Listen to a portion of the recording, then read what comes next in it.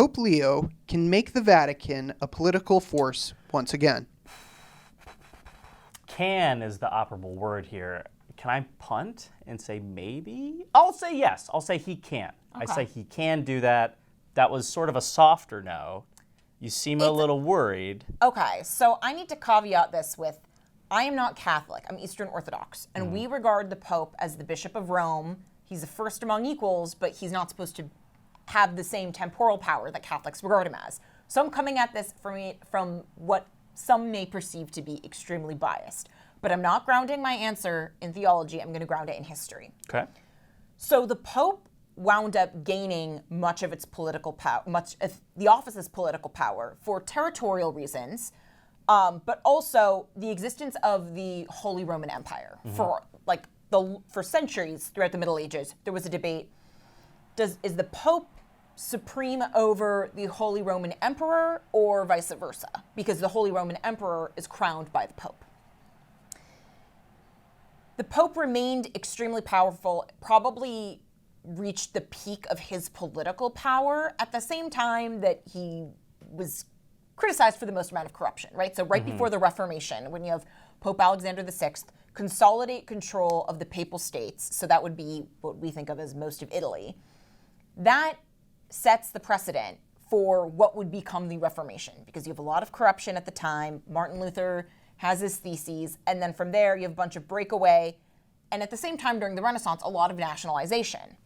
The Pope manages to cling on to power for a decent amount of time, but then finally, with the unification of Italy in the late 1800s, that's when the Pope gets resigned to just the Vatican, and that's when really the Pope loses the thrust of his political power. But since then, it hasn't all remained the same, because you had during World War II, Pius the 12th. There are a lot It's of hard to popes. keep track of all those Piuses, you know? Pius the 12th was arguably, I would say, a very bad pope. Okay. In terms of his silence at best with the Nazis and complicity at worst with the Croatian genocide that so it was called the Ustashi, and I know it very well because it was perpetrated against the Serbs during World War II, and so that's where my family is from. The opposite of Pius the 12th would be John Paul II, who was extremely instrumental during the Cold War in helping break down the fortitude of communism, right?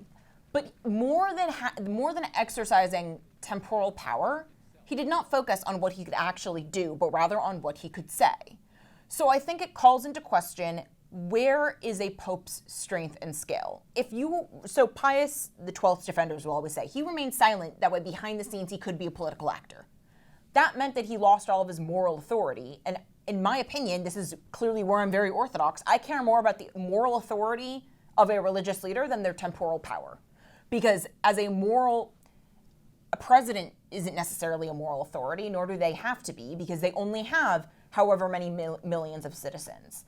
The Pope is in charge of over 1 billion people, if you include us Orthodox, who regard him as the Bishop of Rome. We do regard him as a moral authority. You're talking 2 billion people and growing, especially because you saw it continued under Pope Francis, massive amounts of expansion into Africa, into Asia, and that's great. Where Pope Leo, I think, could be a crucial moral authority won't just be continuing what he's already done, hopefully bringing this younger generation that seems to really be attracted to the style of the high church and the Latin Mass and the vestments that this Pope seems to really embrace.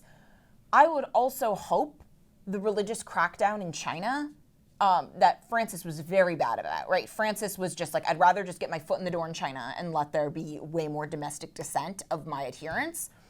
And this is where none of this is to say that I don't think that Pope Leo could be a formidable leader, but it's that I think it matters more if he wants to be a moral leader than if he wants to be a political one, because after the unification of Italy, the Pope being a political leader has not been effective. Being a moral leader is what matters because you have 2 billion followers.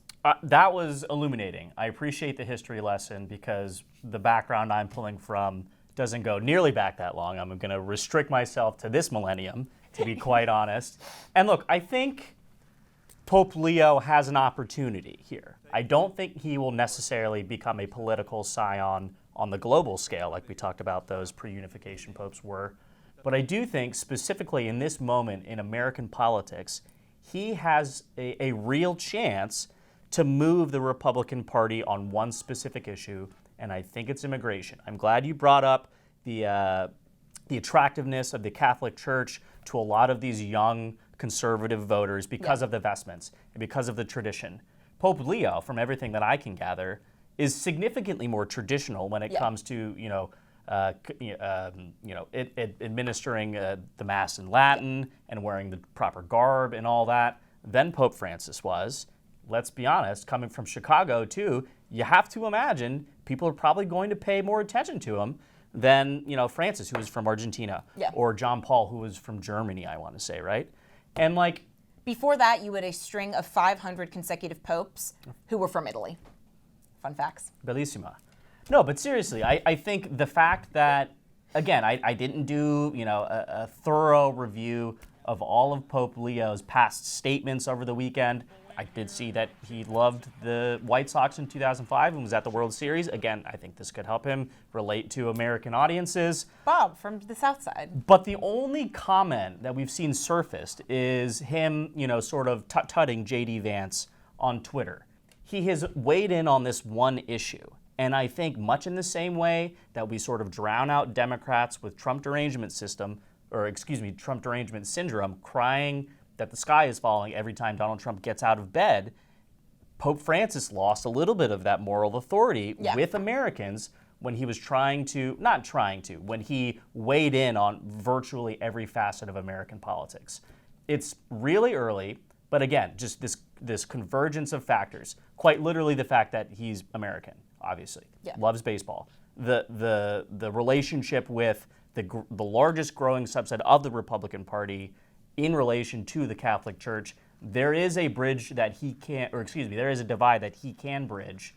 We'll just have to see if he can actually get through to folks.